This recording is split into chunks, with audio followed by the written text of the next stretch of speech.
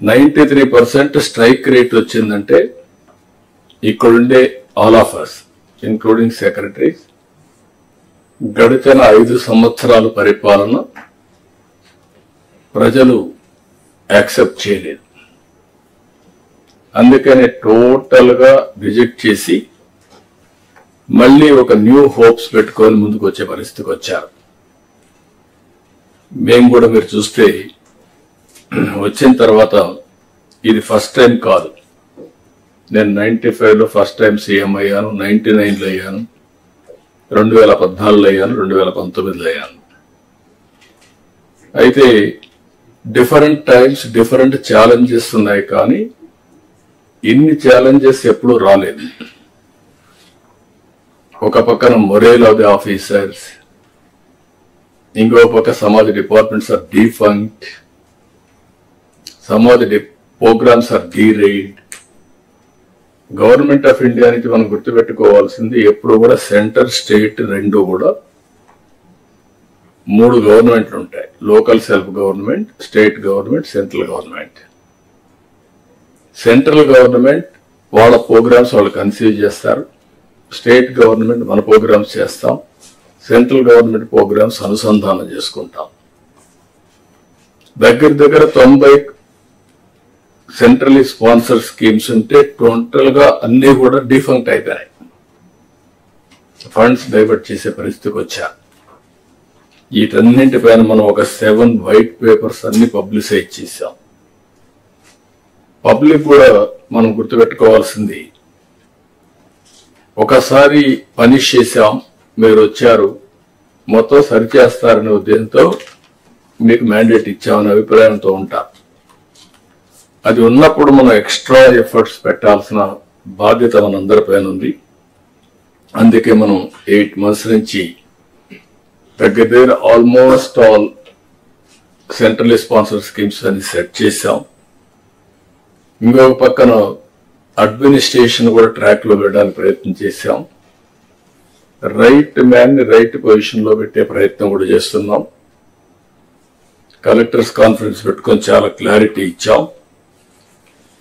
ఈ రోజు మనం ఇవి చేస్తూనే షార్ట్ టర్మ్ లో ఏం చేయాలని అవన్నీ కూడా సెట్ చేసి లాంగ్ టర్మ్ 2047 స్వర్ణ ఆంధ్రప్రదేశ్ కూడా డాక్యుమెంట్ తయారు చేశాం మీ అందరి భాగస్వామ్యంతో.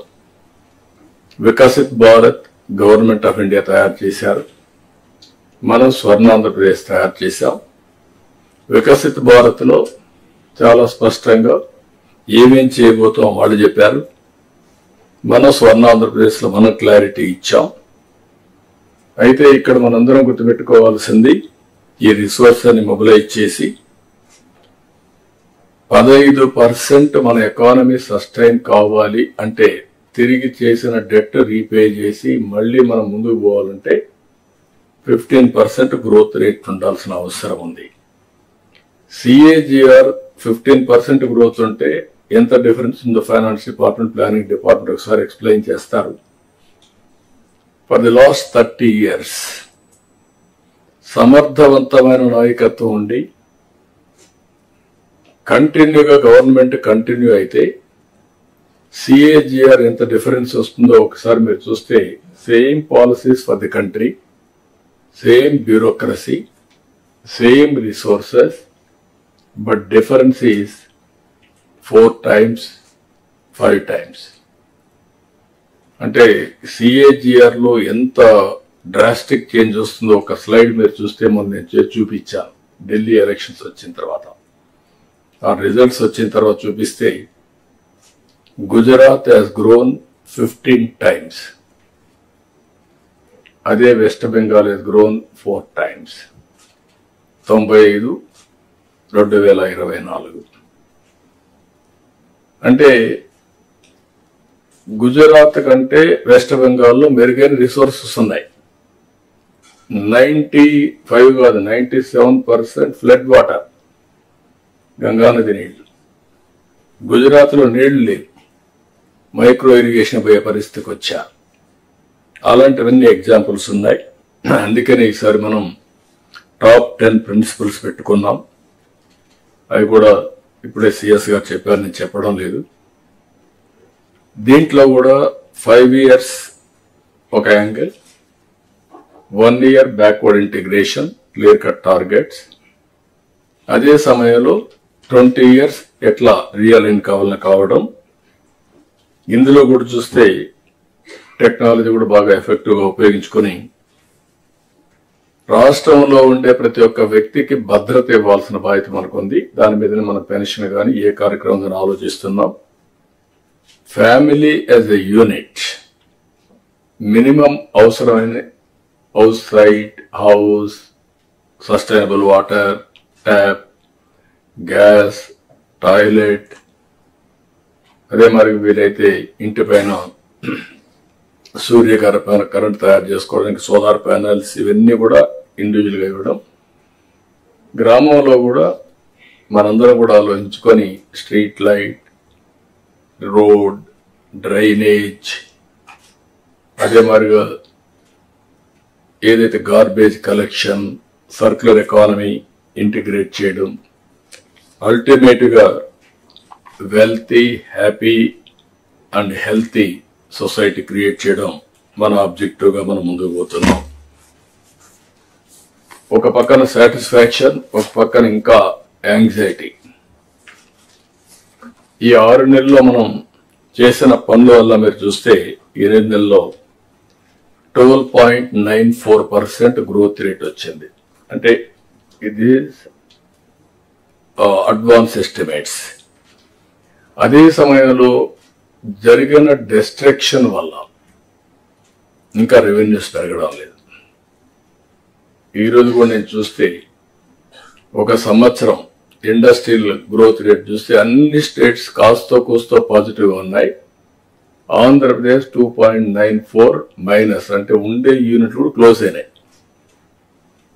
దీనివల్ల ఆటోమేటిక్ గా చాలా సమస్యలు వచ్చే పరిస్థితి వస్తుంది. అవన్నీ కూడా ఓవర్కమ్ కావాల్సిన బాధ్యత మన మీద ఉంది. అందుకే నేను మిమ్మల్ని అందరినీ కోరుతున్నా, ఇంతవరకు మనం ఎఫర్ట్ పెట్టాం, ట్రాక్ లో పెట్టే ప్రయత్నం చేశాం. అయితే ఇంకా స్పీడ్ పెంచాల్సిన అవసరం ఉంది. ప్రతి ఒక్క సమస్యని యాజ్ ఇట్ ఈజ్ మీరు ఆలోచిస్తే రొటీన్ సమాధానం వస్తుంది. అట్లా కాకుండా ఇన్నోవేటివ్ గా ఆలోచించే పరిస్థితి రావాలి. ఇలాంటి సమావేశంలో మళ్ళీ మనందరం కలిసి కలెక్టివ్ గా మేధోమథనం చేస్తే చాలా వరకు న్యూ ఐడియాస్ కూడా వస్తాయి. అందరిలో కూడా అనునిత్యం లెర్నింగ్ అనేది జీవితాంతం నేర్చుకోవాల్సిన అవసరం ఉంది. మాకు తెలుసు అనే అహం ఉంటే అక్కడి నుంచి మనందరం కూడా డిటరేషన్ స్టార్ట్ అవుతుంది. కాబట్టి ఈ విషయం కూడా మీరు గుర్తుపెట్టుకోవాల్సిన అవసరం ఉంది. అందుకని ఇక్కడ మీరు చూసినప్పుడు కెపాసిటీ బిల్డింగ్ కోసం కర్మయోగితో కూడా ఒప్పందం పెట్టాం. ట్రైనింగ్ కూడా మాడ్యూల్స్ తయారు చేశారు. మంత్రులు కానీ, సెక్రటరీస్ కానీ, మీ డిపార్ట్మెంట్ కానీ పర్ఫార్మెన్స్ అప్రైజల్ రావాలంటే, కరెక్ట్ గా రావాలంటే డౌన్ బిలో ఉండే మెకానిజాన్ని మొత్తం మీ మెషినరీ అంతా కూడా గ్యారప్ చేయాల్సిన బాధ్యత ఉంది. దానికి కర్మయోగి ట్రైనింగ్ ఇన్స్టిట్యూట్ ఉపయోగపడుతుంది. మనం కూడా దాన్ని రీఎన్ఫోర్స్ చేయడానికి ఏమేం కావాలో చేస్తున్నాం. ఫైల్డ్ క్లియరెన్స్ పైన కూడా గవర్నమెంట్ లో ఈరోజు ఆన్లైన్ ఫైల్స్ ఉన్నప్పుడు కొంతమంది వ్యక్తులు కానీ, సెక్రటరీలు కానీ ఇండెఫినెట్ టైం 1 year 6 months తీసుకునే పరిస్థితి వస్తున్నారు. 3 months అట్లా. అంత టైం మనం తీసుకుంటే ఏ విధంగా మీ నిర్ణయాలు సమర్థనీయం అనేది కూడా మనం ఆలోచించుకోవాల్సిన అవసరం ఉంది. ఇప్పుడు క్లారిటీ ఉంది. లాస్ట్ మైల్లో ఏ వ్యక్తి ఎన్ని రోజుల్లో ఫైల్ క్లియర్ చేశాడు కూడా క్లారిటీ వస్తుంది.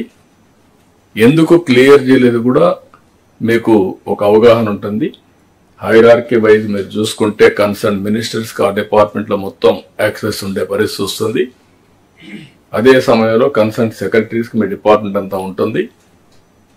నాకైతే మొత్తం కూడా వచ్చే పరిస్థితి వస్తుంది. దయచేసి మనందరం ఫైల్స్ అన్ని కూడా వేగం పెంచాలి, డెసిషన్స్ తీసుకోవాలి.